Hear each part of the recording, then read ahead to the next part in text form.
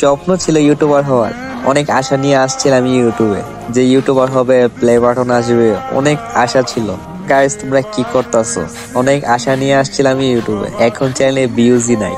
Please guys একটু support করো, একটু ভালোবাসা দেখো আমাকে, কারণ অনেক আশা ছিল যে আমার একটা প্লে বাটন হবে, 100K সাবস্ক্রাইবার হবে, অনেক আশা নিয়ে আসছিলাম। প্লিজ গাইস কমপ্লিট করে দাও আর কন্টিনিউ করো। ডেসআপটা কি ভালো লাগলে কমেন্টে জানাইও।